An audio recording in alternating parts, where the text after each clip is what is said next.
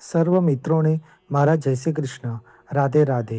આજે આપણે પુરુષોત્તમ માસનો 24મો અધ્યાય, જેમાં દીવાનો મહિમા અને મેના વ્રતની અદ્ભુત કથા વાર્તાનું શ્રવણ કરીશું. સનાતન ધર્મમાં શાસ્ત્રો અને ગ્રંથોમાં સર્વ માસમાં ઉત્તમ માસ જો કોઈ હોય તો એ પુરુષોત્તમ માસ છે, જેને અધિક માસ તરીકે પણ ઓળખવામાં આવે છે. પુરુષોત્તમ માસ દરમિયાન પૂજા પાઠ, દાન અને સત્કર્મોને ખાસ મહત્વપૂર્ણ માનવામાં આવે છે. આ માસ દરમિયાન કરવામાં આવતા દાન પુણ્ય અનંત ગણું પુણ્ય લાવે છે.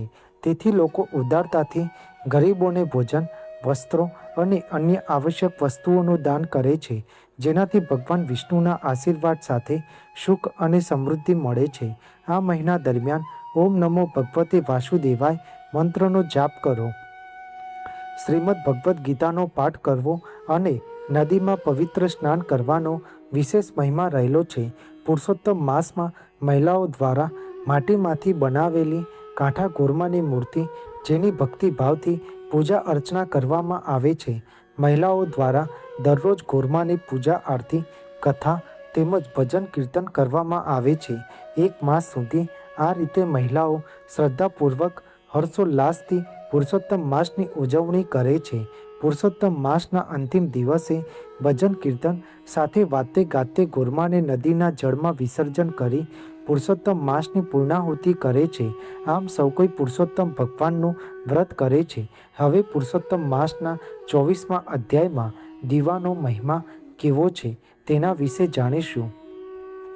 સૂત પુરાણી બોલ્યા કે હે શૌનકાદિક મુનિઓ, મણિગ્રીવે પોતાનું જીવન વૃત્તાંત ઉગ્રદેવ મુનિને જણાવ્યા પછી કહ્યું કે મારા આ દરિદ્રતાનો નાશ થાય અને હું વૈભવશાળી બની સુખપૂર્વક જીવન જીવી શકું તેમ કરો.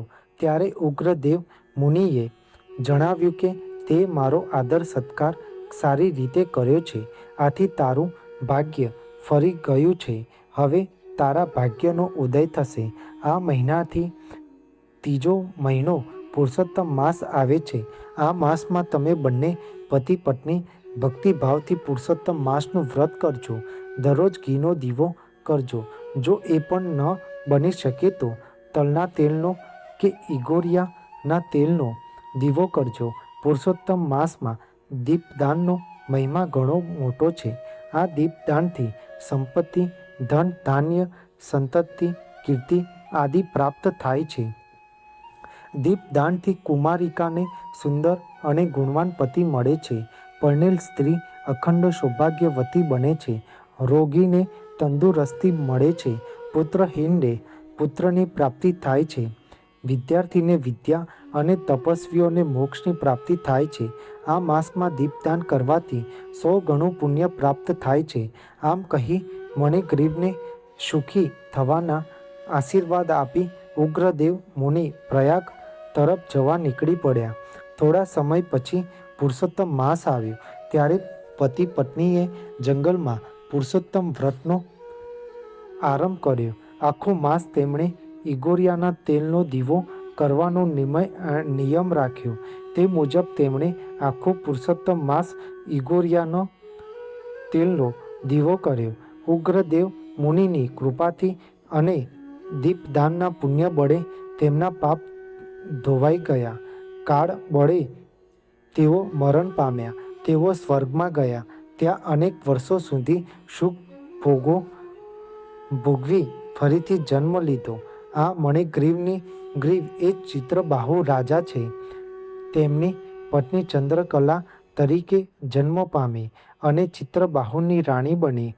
આમ પુરુષોત્તમ માસમાં ફક્ત ઈગોરિયાના તેલનો દીવો આખો માસ કરવાથી આટલી સમૃદ્ધિ હાંસલ કરી શક્યા તો તલના તેલનો કે ઘીનો દીવો ભક્તિભાવ પૂર્વક કરવાથી અને ઉપવાસ આદિ રહેવાથી વ્રતધારક ઘણું પુણ્ય ફળ મેળવી શકે છે. આમ અગસ્ત્ય મુનિએ રાજા ચિત્રબાહુ સમક્ષ તેનું જીવન વૃત્તાંત કહી સંભળાવ્યું અને તેમાંથી તેઓએ વિદાય લીધી. શ્રી બહુ નારદીય પુરાણના પુરુષોત્તમ મહાત્મ્યનો દીવાનો મહિમા નામનો 24મો અધ્યાય સંપૂર્ણ. બોલો પુરુષોત્તમ ભગવાનની જય. હવે પુરુષોત્તમ માસમાં કહેવામાં આવતી અનેક પવિત્ર કથાઓમાં મેના વ્રતની વાર્તા ખૂબ જ પ્રસિદ્ધ છે. તેથી આજે આપણે મેના વ્રતની અદ્ભુત વ્રત કથાનું શ્રવણ કરીશું. કૈલાસ પર્વત ઉપર પાર્વતી દેવી બેઠા બેઠા કઈ વિચાર મગ્ન છે. ત્યાં બ્રહ્મર્ષિ વશિષ્ઠના પત્ની અરુંધતી ત્યાં આવ્યા. તેમને જોઈ પાર્વતીજીએ કુશળતાના સમાચાર પૂછી આવવાનું કારણ પૂછ્યું.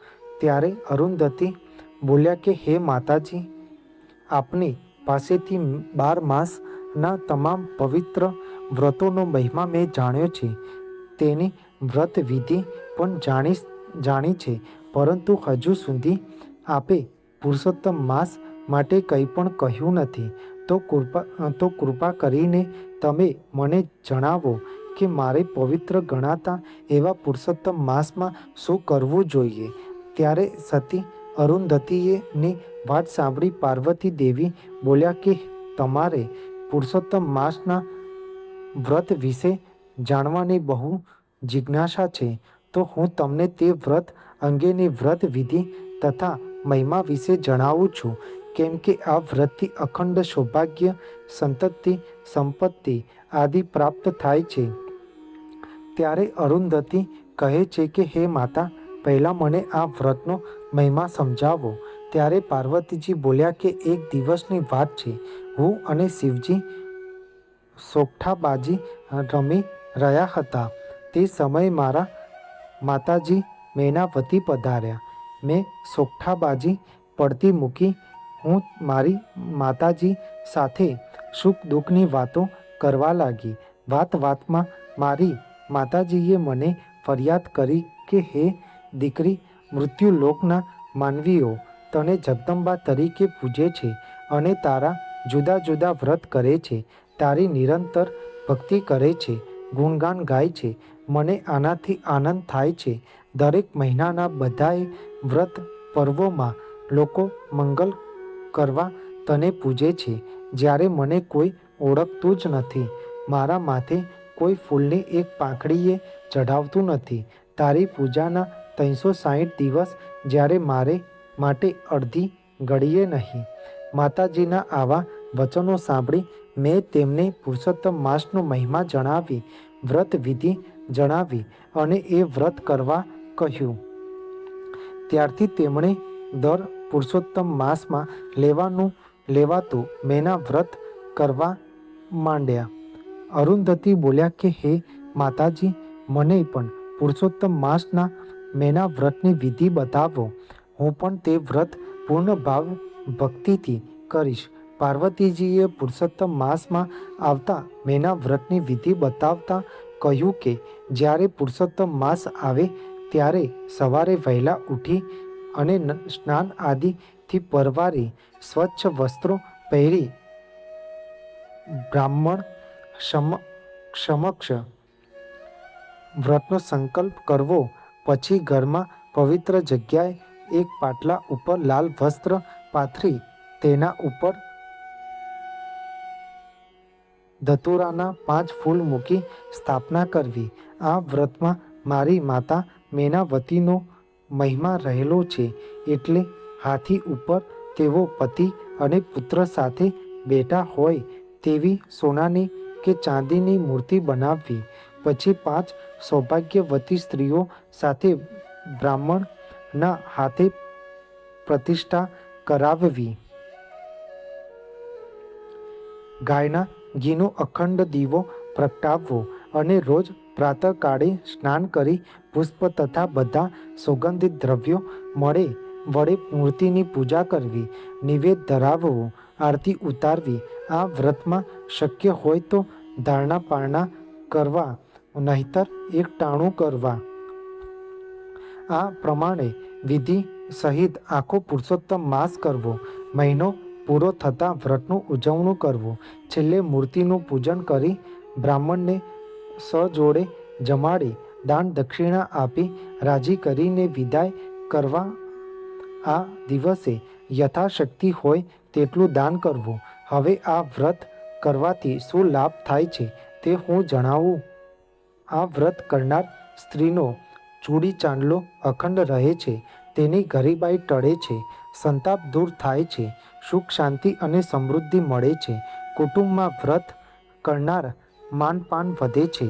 પાર્વતી દેવી પાસેથી મેના વ્રતનો મહિમા, વ્રત વિધિ અને લાભ જાણી લીધા પછી અરુંધતી પાછા ફર્યા.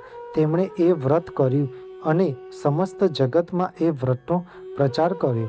મેના વ્રતની કામના મનની પૂરણ થાય, દુઃખ મટે, સુખ મળે ને શાંતિ થાય. હે પુરુષોત્તમ ભગવાન, જે કોઈ મેના વ્રત કરે અને કથા વાંચનાર, કથા સાંભળનાર સૌ પર સદૈવ કૃપા દ્રષ્ટિ રાખજો.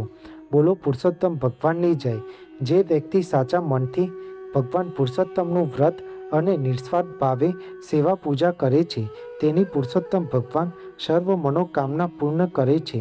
તમને મારી આ માહિતી સારી લાગી હોય અને કંઈક નવું જાણવા મળ્યું હોય તો મારી આ ચેનલને લાઇક, શેર, કોમેન્ટ અને સબસ્ક્રાઈબ કરજો, જેથી તમને મારા નવા વિડીયોની માહિતી મળતી રહે. સર્વને મારા જય સ્વામિનારાયણ અને હર હર મહાદેવ.